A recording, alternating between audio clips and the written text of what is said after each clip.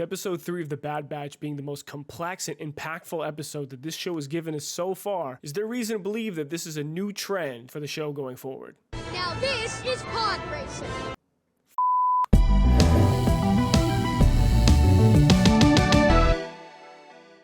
What's going on, everybody? I'm Matt, this is The Mic, and you're watching Matt and The Mic, brought to you by The Circle Club. And today we're talking about Star Wars Bad Batch Season 2, Episode 4. And after one of the greatest, if not the greatest Bad Batch episode, we are immediately followed up with the worst Bad Batch episode. This episode was so plain that Hunter and Echo didn't even decide to show up. The entire episode is just one long pod race. Pretty cool here and there. There's some cool action sequences that happen. But overall, it's nowhere near the story that we got in the previous episode. Sid's got some racer in this race, some big scheme of hers. Sid owes one of her old criminal buddies a lot of money, and he goes and sabotages her racer. So she loses, kind of owing him the money. So Omega decides to go double or nothing. If they win, they keep Sid. If they lose, then he gets double the money. And the criminal guy holds her as hostage for collateral in the meantime. And Sid's droid racer, who's voiced by Ben Schwartz, who does a pretty good job as Teo. He's a very snarky character, but somewhere along the line, he gets injured and he can't race. But now Tech has to be the pilot, and he's got to win the race, he's got to save Sid and save the gang. And using his crazy, intelligence and wits and stuff, his tech specialty, he figures it out, wins it a la Anakin Skywalker.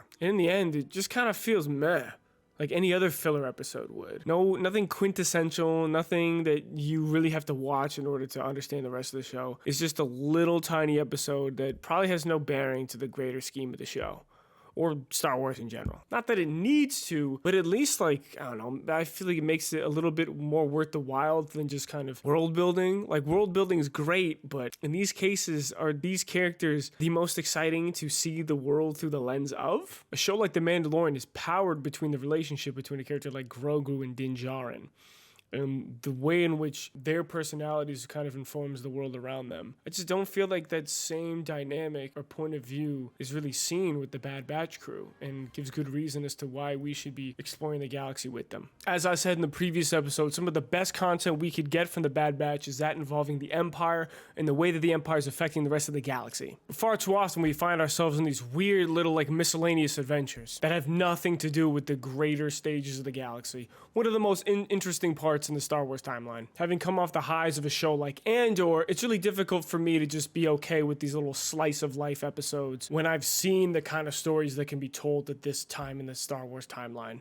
And your rebuttal to that might be, well, it's a kid's show. And my rebuttal to that would be, well, that hasn't stopped them before. Some of the greatest contributions to the Star Wars mythos have come from this animated format. So it just perplexes me why they choose to tell these stories with these characters at this timeline when they just seem so utterly disconnected and kind of void of a take-home message or any type of story. I guess it's just a story of family, but the question is, why this family? Why not another family? Why not an original family? So what I'm getting at is that this is just another meh episode in a long line of other meh episodes to an overall meh show that sometimes has bright spots, but their highs aren't enough to justify the middling middle that we usually get.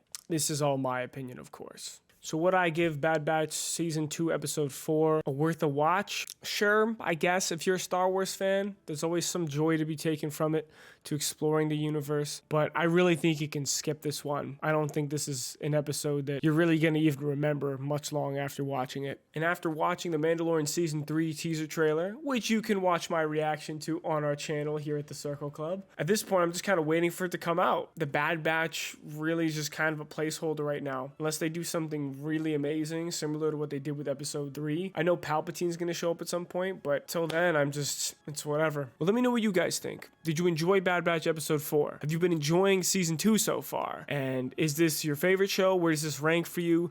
Do you feel like it's necessary? I'm curious in your guys' thoughts, because I haven't really been tapped in too much into everyone else outside of Episode 3, of course, because, brought back Cody. We'll have to see the way the rest of the season goes. But thanks again, everybody. I'm Matt. This is The Mic. Thank you for watching Matt on the Mic. And at the Circle Club, we always say, just be you. May the Force be with you. Take care.